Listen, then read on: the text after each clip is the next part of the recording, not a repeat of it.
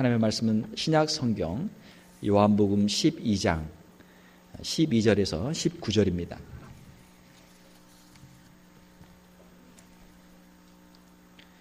신약 성경 168페이지 요한복음 12장 12절에서 19절까지 저와 여러분이 한 절씩 교독하도록 하겠습니다. 그 이튿날에는 명절에 온 큰 무리가 예수께서 예루살렘으로 오신다는 것을 듣고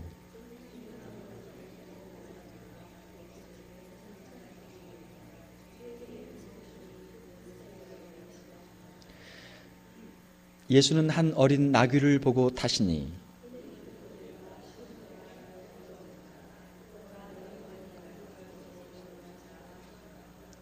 제자들은 처음에 이 일을 깨닫지 못하였다가 예수께서 영광을 얻으신 후에야 이것이 예수께 대하여 기록된 것임과 사람들이 예수께 이같이 한 것임이 생각났더라.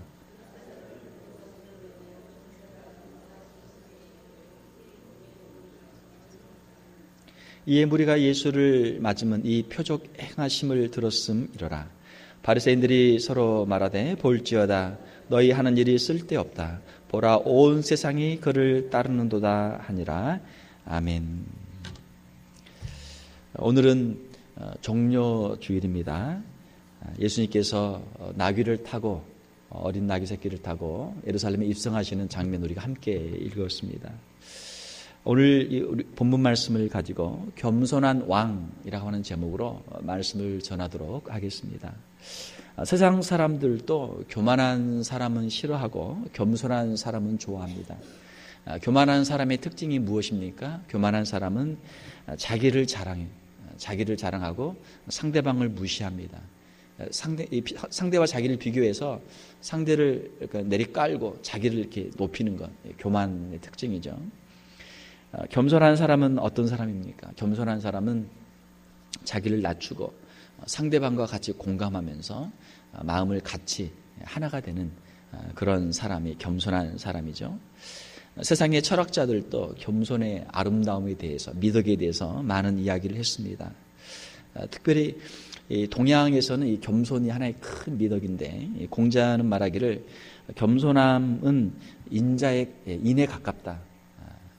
유교에서 추구하는 인이라고 하는 그 사상, 어질인이죠. 인의 이 겸손함은 인에 가장 가깝다. 그렇게 이야기를 했습니다. 또한 노자는 말하기를 가장 좋은 것은 물과 같다. 한자로 말하게 되면은 상선약수, 가장 좋은 선은 마치 물과 같은 것이다. 그렇게 이야기를 했습니다.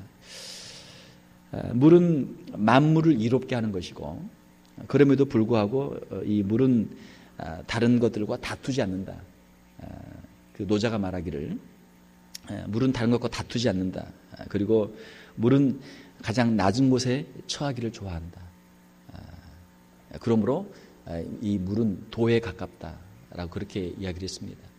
노자에 있어서 그 도라고 하는 것은 우주의 이치, 만물의 이치, 자연의 법칙이죠. 그 도에 가장 가까운 곳이 바로 물인데 물은 겸손해서 다른 것들과 다투지 않고 자기를 낮은 곳에 처한다. 물은 보면은 높은 곳에서 낮은 곳으로 흐르잖아요.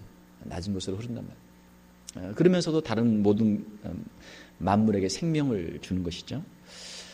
노자는 또 말하기를 물은 낮은 곳으로 흐르고 그리고 막힘이 없다. 유연하기 때문에 막힘이 없다. 만약에 물이 어떤 형태를 가지고 단단한 것에 있으면 돌에 걸려 있으면 돌에 걸릴 거 아니에요. 내려가다. 그러나 물은 유연하기 때문에 만약에 물을 동그란 그릇에 담게 되면 동그란 형태를 갖게 되고 네모의 그릇에 담게 되면 물이 네모의 형태를 갖게 되는 것처럼 자기 자신을 자유자재로 유연하게 변화를 시키기 때문에 어디에 막힘이 없이 걸림이 없이 계속해서 낮은 곳으로 내려갈 수 있다. 그렇게 이야기를 했죠. 그런 물은 막힘이 없고 또 자연의 도에 따라 자유롭게 자연스럽게 흘러간다. 이거 물을 보면서 노자는 물의 그 겸양, 낮은 곳에 처하는 그 모습을 보면서 이 물이 바로 가장 고상한 선을 이루는 모습과 같다. 그렇게 이야기를 했습니다. 사람들은 겸손한 사람을 좋아해요. 겸손한 사람을 누구나 좋아합니다. 또 그리고 사람들은 겸손한 사람들을 아주 이렇게 높이 평가를 하죠. 자, 온 인류 가운데 이 땅에 살고 있는 사람들, 또 이 땅에 살았던 그 수많은 사람들 가운데 가장 겸손한 사람들을 뽑는 컨테스트가 있었다면, 대회가 있었다면 누가 가장 겸손한 사람이겠습니까? 가장 겸손한 사람은 예수님이. 믿습니까? 예. 세상 많은 사람들이 겸손에 대해서 이야기하고 겸손한 사람들을 칭찬하고 겸손한 사람들을 존경하지만 우리가 온 인류의 역사를 통틀어 보았을 때 가장 겸손했던 사람은 바로 예수님이란 말이에요. 예. 누가복음 2장 12절을 보게 되면 너희가 가서 강보에 쌓여 구에 누워 있는 아기를 보리니 이것이 너희에게 표적이니라. 예수님은 이 땅에 오실 때도 가장 겸손한 모습으로 오셨어요. 왕이신 예수님께서, 하나님의 아들이신 예수님께서 이 땅에 오실 때 그 동물의 구유, 동물의 먹이통이죠. 그 구유에 왜 방이 없기 때문에, 아기가 누울 침대가 없기 때문에 그 구유에 누워서 태어나는 예수님의 모습을 우리가 성경에서 보게 됩니다. 천사들이 목자들에게 말할 때 너희들이 베들레헴에 가서 갓 태어난 아이를 볼 텐데 그 베들레헴에 태어난 수많은 아이들이 있는데 그 중에 단 한 아이만 구유에 누워 있을 것이다. 그 구유에 누워 있는 그 아기가 바로 예수 그리스도다. 그렇게 알려준 것이죠. 예수님이기 때문에 구유에 누워서 탄생하는 것입니다. 빌립보서 2장 5절 7절에 보게 되면 너희 안에 이 마음을 품으라. 이 마음은 무엇입니까? 곧 그리스도 예수의 마음이니 그는 근본 하나님의 본체시나 하나님과 동등됨을 취할 것으로 여기지 아니하시고 성부, 성자, 성령, 삼위일체 하나님과 동등한 영광을 가진 분이시죠. 그러나 그러한 영광을 하나님께서 주님께서는 내려놓고 오히려 자기를 비워 종의 형체를 가지사 사람들과 같이 되셨고 사람들과 같이 되시기 위해서 이 땅에 오셨고 또 사람들의 모습으로 오시는 가운데도 가장 낮은 모습으로 종의 모습으로 이 땅에 오셨다라는 것입니다. 이것이 바로 예수님의 출생의 모습이죠. 또한 오늘 본문에 있는 것처럼 예수님은 예루살렘에 입성하시는데 많은 사람들이 종려가지를 흔들면서 호산나를 외치면서 예수님을 왕으로 영접합니다. 능력이 많은 예수님, 많은 사람들이 따르는 예수님, 이 예수님이 예루살렘에 입성해서 이제 왕이 되면 로마 사람들도 다 내어 쫓고 우리가 이제 독립을 하게 되고 우리가 이 온 세상에 있는 나라 중에 가장 뛰어난 나라, 다윗의 영광을 다시 회복하는 나라가 될 것이다. 사람들은 예수님을 정치적인 메시아, 군사적인 왕으로 그렇게 영접하는 것이죠. 자, 그런데 예수님의 입성하시는 모습은 어떻습니까? 어린 나귀 새끼를 타고 입성하신단 말이에요. 요한복음 12장 12절 15절 다시 보게 되면 그 이튿날의 명절에 온 큰 무리가 예수께서 예루살렘으로 오신다는 것을 듣고 종려 가지를 가지고 맞으러 나와 외치되 호산나, 호산나는 우리를 구원하소서 그런 뜻이죠. 호산나 찬송하리로다 주의 이름으로 오시는 이 곧 이스라엘의 왕이시여, 이스라엘의 왕이시여 그렇게 외쳤습니다. 그런데 예수님께서는 어린 나귀를 보고 타고 입성하세요. 이는 기록된 바 시온 따라 두려워하지 말라 보라 너희 왕이 나귀 새끼를 타고 오신담과 같더라.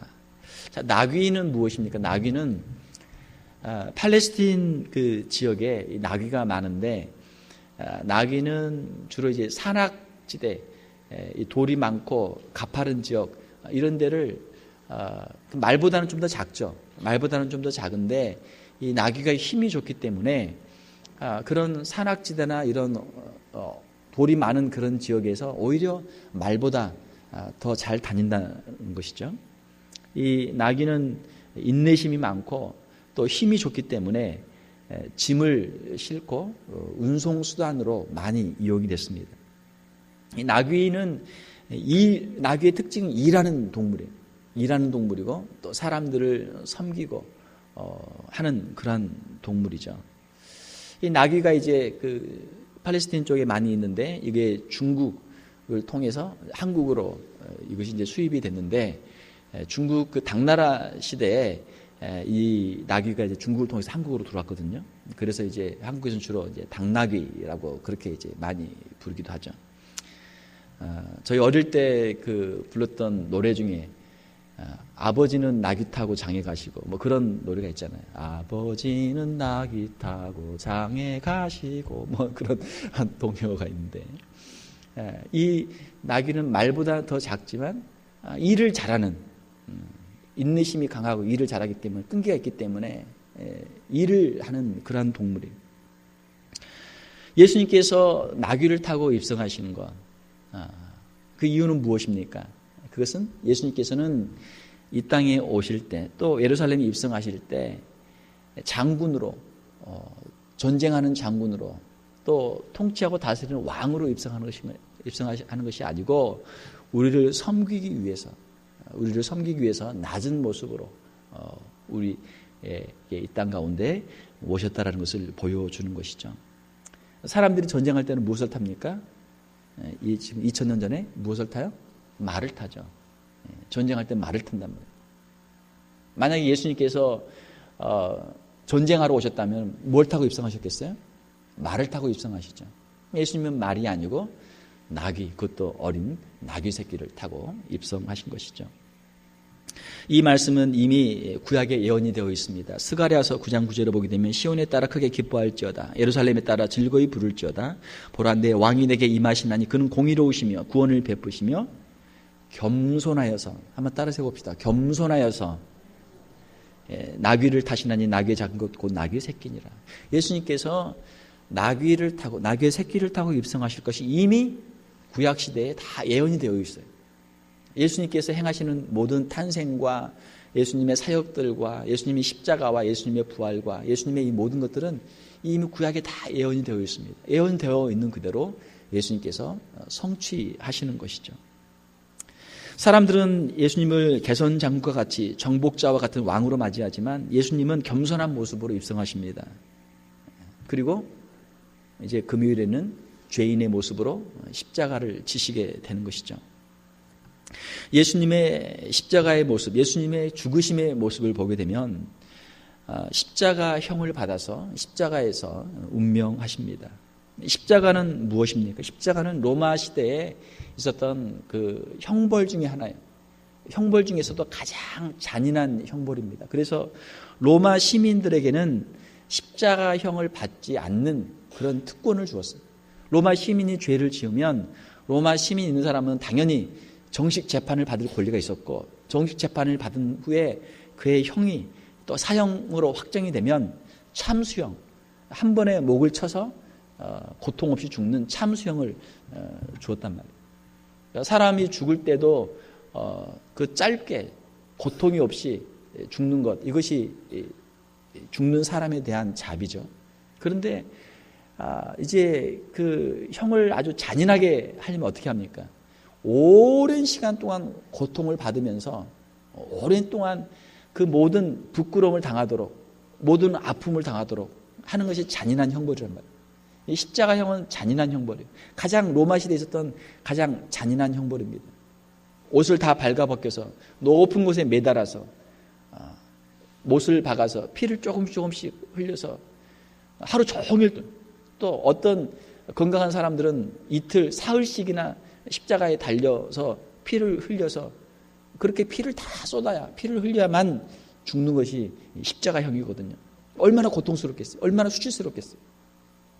예수님께서는 십자가에서 형을 받아 죽으셨는데 이것은 가장 고통스러운 죽음이었죠. 빌립보서 2장 8절에 보게 되면 사람의 모양으로 나타나사 자기를 낮추시고 죽기까지 복종하셨으니 곧 십자가에 죽으심이라. 예수님의 가장 겸손하신 모습, 가장 낮아지는 모습, 죄인들의 가장 그 비참한 모습까지 내려가시는 모습이 바로 예수님의 십자가형이죠. 자, 이러한 모습을 볼 때 예수님의 탄생과 예수님의 공생애와 예수님의 예루살렘 입성과 예수님의 십자가의 죽으심을 볼 때 이러한 낮은 곳에 고귀한 신분을 가지고 있지만 이러한 낮은 곳에서 이러한 고통을 친히 다 담당한 사람은 예수님밖에 없다고 하는 것입니다. 예수님이 가장 겸손하셨던 분이시죠. 사랑하는 성도 여러분, 우리 성도들은 예수님을 본받아서 겸손한 사람들이 되어야 될 줄 믿습니다. 예수님을 닮은 사람은 누구예요? 가장 겸손한 사람이 예수님을 가장 닮은 사람이죠. 가장 낮은 곳에 처할 수 있는 사람이 예수님을 가장 닮은 사람이죠. 우리는 겸손해야 될 줄 믿습니다. 왜 그렇습니까? 교만은 죄이기 때문에 그래요. 성경에 보게 되면은 사탄은 교만한 존재로 그렇게 나옵니다. 이사야서 14장 12절 15절에 보게 되면 너 아침의 아들 계명성은 이제 루시퍼, 라틴어로 루시퍼, 사탄을 상징하는 것이죠. 너 아침의 아들 계명성이여 어찌 그리 하늘에서 떨어졌으며 너 열국을 엎은 자여 어찌 그리 땅에 찍혔는고 네가 네 마음에 이르기를 내가 하늘에 올라 하나님의 뭇별 위에 내 자리를 높이리라 내가 북극 지폐의 산 위에 앉으리라 가장 높은 구름에 올라가 지극히 높은 이와 같아지리라 하는도다. 그러나 이제 네가 수월 곧 깊은 구덩이 맨 밑에 떨어짐을 당하리로다. 이 사탄 마귀는 하나님을 섬기는 천사장으로 지음받았는데 그 자리가 얼마나 고귀합니까? 그런데 그 자리에 만족하지 못하고 하나님과 같이 되려고 한단 말이에요. 그 마음에 교만한 마음을 품고 하나님께 반역하고 대적하고 결국은 하나님께 쫓겨나서 깊은 수월에 그가 갇히게 되는 것이죠. 이 타락한 마귀가 창세기 3장에 보면 어떻게 했습니까? 창세기 3장 4절 5절을 보게 되면 뱀의 모습으로 나타나서 뱀이 여자에게 이르되 너희가 결코 죽지 아니하리라. 하나님께서 금하신 선악을 알게 하는 나무 실과를 먹어도 죽지 아니하리라 이야기하는 거예요. 그리고 그를 유혹하기를 너희가 그것을 먹는 날에는 너희 눈이 밝아져서 하나님같이 되어 선악을 알게 알 줄 하나님이 아심이니라. 너희가 이 선악과를 먹게 되면 하나님같이 된다. 그렇게 유혹하는 거예요. 그 이야기를 들으니까 이 하와가 하나님같이 돼? 사랑하는 성도 여러분, 그 아름다운 에덴 동산에서 모든 것이 풍요한 에덴 동산에 하나님께서 아담과 하와를 지으시고 그 에덴의 주인으로 다스리는 권세를 주셨는데 그 신분이 얼마나 귀합니까? 그런데 이 하와가 그것으로 만족하지 못하고 이 마귀의 유혹에 빠져가지고 그 교만한 마음을 가지고 결국은 선악을 알게 하는 실과를 먹게 되고 타락하게 되는 것 아닙니까? 교만하면 실수하고 교만하면 넘어집니다. 교만하면 범죄하게 돼 있어요. 전쟁 우리가 뭐 소설이나 전쟁 영화를 많이 보게 되면 삼국지 같은 걸 보게 되면 어떻습니까? 항상 교만하면 진단 말이에요. 장군들의 마음속에 교만한 마음이 들고 적을 우습게 생각하면 그냥 갔다가 적의 모함에 계략에 빠져서 결국은 전쟁에 지게 되는 것이죠. 교만하게 되면 방심하게 돼요. 방심하게 되면은 결국 자신의 약점이 드러나게 되고 그 만반의 준비를 하고 있는 적에게 결국은 당하게 되는 것이죠. 성경에도 보게 되면은 교만해서 실수해서 범죄하고 교만해서 실수해서 타락한 사람들의 이야기들이 많이 나옵니다. 또 우리의 인생 경험도 그렇죠. 교만하면 우리가 실패하고 넘어진단 말이에요. 교만이 모든 죄의 가장 깊은 뿌리입니다. 타락했던 사탄 마귀의 죄가 교만의 죄에서 시작했고 아담과 하와도 그들의 타락이 교만에서부터 시작이 된 것이죠. 우리 마음속에도 이 교만이라고 하는 그 죄의 깊은 뿌리가 있어요. 다른 사람과 비교해서 내가 더 높아야 한다. 다른 사람들을 무시하고 내가 다른 사람들 더 위에 서기를 바라는 그런 마음이 누구에게나 있단 말이에요. 사랑하는 성도 여러분, 우리의 마음속에 있는 이 깊은 교만의 죄, 이 죄의 문제를 우리가 주님 앞에 내려놓고 십자가 안에서 이 죄를 우리가 해결함 받을 수 있기를 주님의 이름으로 축원합니다. 하나님은 어떤 사람들에게 은혜를 주십니까? 베드로전서 5장 5절 6절을 보게 되면 젊은 자들아 이와 같이 장로들에게 순종하고 다 서로 겸손으로 허리를 동이라. 하나님은 교만한 자를 대적하시되 겸손한 자들에게는 은혜를 주시느니라. 하나님은 겸손한 사람들을 사랑하시고 겸손한 사람들에게 은혜를 주신단 말이에요. 그러므로 하나님의 능하신 손 아래에서 겸손하라. 때가 되면 너희를 높이시리라. 하나님의 때가 있어요. 우리가 겸손한 가운데 우리가 최선을 다해 충성을 다하면 하나님께서 때가 되면 하나님께서 반드시 겸손한 자들에게, 충성된 자들에게 하나님이 상을 주시고 하나님께서 보답을 해 주실 줄로 믿습니다. 이것을 우리가 믿어야 돼요. 하나님을 믿으면 우리가 겸손할 수 있어요. 하나님을 믿으면 우리가 인내할 수 있어요. 그러나 하나님을 우리가 믿지 못하면 겸손하면 나만 손해지. 그럼 자꾸 우리 마음속에 마귀가 유혹하는 거예요. 마귀가 이야기하는 거예요. 야, 네가 지금 이렇게 낮은 곳에서 네가 사람들 무시당하면서 네가 이렇게 살 이유가 뭐가 있어? 빨리 네 자신을 드러내. 사람들 앞에서 빨리 네가 어떤 사람인지 이야기해. 사람들 앞에서 너를 한번 마음껏 뽐내봐. 우리 마음속에 자꾸 이야기한단 말이에요. 사랑하는 성도 여러분, 우리는 늘 주님의 마음, 그 겸손한 마음을 품고 주님을 섬기며 우리의 가정을 섬기며 교회를 섬기며 하나님을 섬겨야 될 줄로 믿습니다. 성도들이 겸손해야 될 이유는 여러 가지죠. 우리가 겸손해야 될 이유는 무엇입니까? 우리의 인생이 무엇인지, 우리가 누구인지를 우리가 깨닫기 때문에 겸손한 것이죠. 우리가 이 세상에 태어날 때도 아무것도 없이 우리가 왔고 세상을 살면서도 우리가 알게 모르게 지은 죄들이 많잖아요. 우리에게 지은 죄들이 많단 말이에요. 그 죄의 문제를 우리 스스로 해결할 수 없고 우리가 하나님 앞에 나왔을 때, 예수님의 십자가 앞에 나왔을 때만 주님의 자비와 주님의 긍휼로 우리의 죄의 문제를 해결함 받을 수 있는 사람인 것을 우리가 깨달았기 때문에 우리가 겸손한 것이죠. 자신이 죄인인 것을 깨닫는 사람은 겸손할 수밖에 없어요. 자기 자신이 죄인인 것을 깨닫지 못한 사람은 교만하죠. 교만하단 말이에요. 마가복음 9장 13절을 보게 되면 우리 주님이 말씀하시기를 나는 의인을 부르러 온 것이 아니요 죄인을 부르러 왔노라 하시니라. 주님 앞에 나와서 내가 죄인입니다 하면 주님께서는 그래 내가 너를 위해서 왔다. 내가 너를 위해서 십자가에서 못 박혀 피 흘려놓으라. 주님이 말씀하시는 거예요.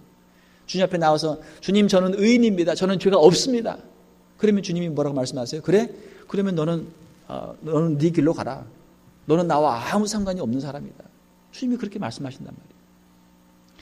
사랑하는 성도 여러분, 우리 자신이 얼마나 큰 죄인인가를 깨닫고 죄인에게 베푸신 하나님의 은혜를 기억하면서 주님의 십자가 안에서 참된 자유와 참된 만족을 누릴 수 있는 저와 여러분들이 될 수 있기를 주님의 이름으로 축원합니다. 주님의 십자가를 체험한 사람들은 겸손할 수밖에 없어요. 우리의 죄인인 것을 우리가 깨달았으니까. 진정한 겸손에는 기쁨이 있습니다. 진정한 겸손에는 감사가 있습니다.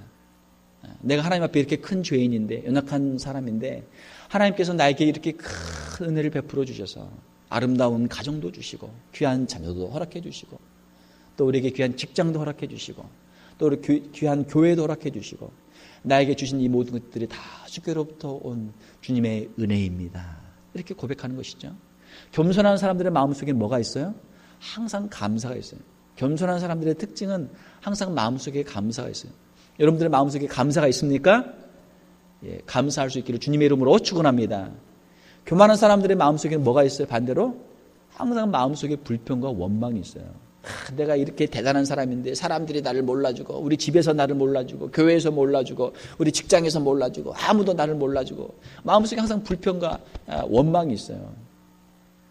교만한 사람들의 마음속에 원망과 불평이 가득해요. 원망과 불평이 가득한 마음이 행복한 마음이에요? 아니죠. 그 마음이 벌써 지옥이란 말이에요. 지옥.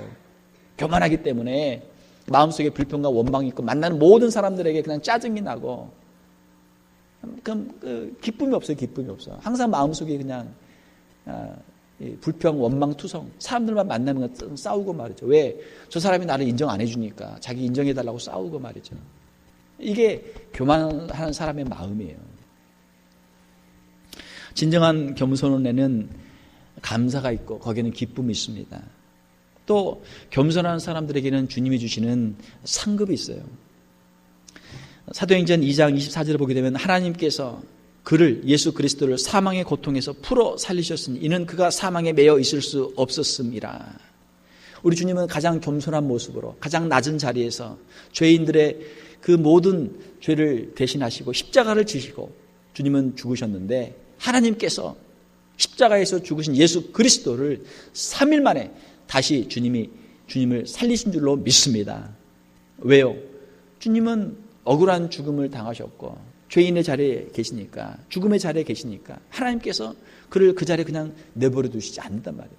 그를 다시 살리셔서 영광스러운 부활의 아침을 맞이하게 하시고 부활의 능력을 보여주셔서 바로 예수 그리스도가 참된 하나님의 아들이요 우리의 구원자인 것을 우리에게 보여주신 줄로 믿습니다. 겸손한 사람에게 주시는 상급이 있어요. 우리에게도 부활의 소망이 있는 줄 믿습니다. 우리에게도 부활의 소망이 있어요. 사도행전 1장 8절 9절에 보게 되면 오직 성령이 너에게 임하시면 너희가 권능을 받고 예루살렘과 온 유대와 사마리아와 땅끝까지 이르러 내 증인이 되리라 하시니라. 주님이 제자들에게 마지막으로 이 말씀을 하시고 이 말씀을 마치시고 그들이 보는데 올려져 가시니 구름이 그를 가리어 보이지 않게 하더라. 부활하신 후에 주님은 영광스러운 승천을 하셨습니다. 원래 주님이 계셨던 그 하늘로 주님이 다시 올라가신 것이죠. 승천하신 것이죠. 이러한 영광스러운 승천을 한 사람이 누가 있습니까? 없어요. 우리 주님이 원래 하늘에서 오신 분으로 하늘로 다시 가실 그러한 자격이 있는 분이죠. 사랑하는 성도 여러분, 겸손한 사람들은 자기가 가지고 있는 것을 사람들에게 막 일부러 알려가지고 사람들로부터 그것을 칭찬을 받고 그것을 통해서 존경을 받도록 사람들을 그렇게 유도할 필요가 없어요. 왜? 자기에게 있는 것이 귀하기 때문에, 너무나 귀한 것이기 때문에 사람들이 알아주든지 알아주지 않든지 그것은 귀한 거예요. 자신에게 있는 거예요. 그러니까 자신감이 있는 사람들은 겸손할 수 있는 것이죠. 그러니까 자신감이 없는 사람은 남들이 나 좀 알아줬으면 좋겠다. 자기 속에 있는 게 없으니까 허하니까 자꾸 허례허식으로 외식으로 거칠애로 사람들에게 자기를 광고 자랑을 하게 되는 것이죠. 우리 주님은 하나님의 아들이시고 비록 구유에 태어나셔도 또 어린 나귀 새끼를 타고 입성하셔도 또 십자가에 죽으셔도 우리 주님은 하나님의 아들이시란 말이에요. 믿습니까? 예. 그러니까 주님은 그 낮은 자리에도 주님은 내려갈 수 있어요. 그것을 통해서 하나님의 구원의 역사를 이루시는 그 일에 기꺼이 주님은 순종하실 수 있었던 것이죠. 요한계시록에 보게 되면은 어린 양의 혼인잔치의 모습이 있습니다. 또 만왕의 왕, 만주의 주로 다시 재림하시는 주님의 모습이 있어요. 하나님의 시간이 되면, 하나님의 때가 되면 하나님께서는 반드시 주님의 재림과 영원한 천국의 역사를 이루실 줄로 믿습니다. 이것이 우리 성도들의 믿음이에요.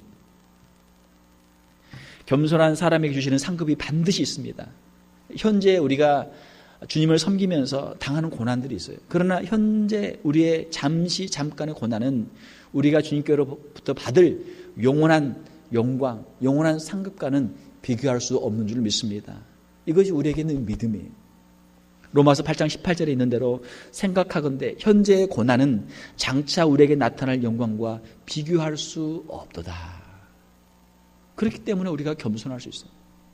하나님께서 우리를 어디에다 놓든지, 만약에 하나님께서 우리를 한국에 놓으시든지 미국에 놓으시든지 아니면 어디 아프리카에 놓으시든지 어디 아시아 아니면 어디 남미 아니면 어디 유럽 어디에 놓으시든지 하나님께서 우리에게 맡겨주신 자리에서 우리는 최선을 다하는, 충성을 다하는 거예요. 겸손한 모습으로 말씀을 맺습니다. 우리 주님은 겸손한 왕으로 오셨습니다. 가장 겸손한 분이 우리 예수님이에요. 예수님을 우리의 마음속에 모시고 겸손하신 예수님을 본받아서 영광스러운 부활과 천국의 상급을 믿고 우리 각자에게 주신 그 삶의 일자리에서, 우리의 가정에서, 우리의 직장에서, 우리의 교회에서 현재의 고난을 겸손하게 잘 감당할 수 있는 저와 여러분들 다 될 수 있기를 주님의 이름으로 축원합니다. 함께 기도하겠습니다. 하나님 아버지, 이 시간 우리 주님께서 십자가의 그 사역을 감당하시기 위해서 가장 겸손한 모습으로 어린 나귀 새끼를 타고 예루살렘에 입성하시는 모습을 저희들이 한번 살펴보았습니다. 이 땅에 가장 낮은 모습으로 오신 주님, 가장 낮은 곳에서 섬기셨던 주님, 가장 낮은 모습으로 십자가에서 죽임을 당하셨던 주님, 예수 그리스도 우리의 마음속에 구주로 영접하게 도와주시며 주님의 그 마음을 우리의 심령 가운데 품게 하여 주시옵소서.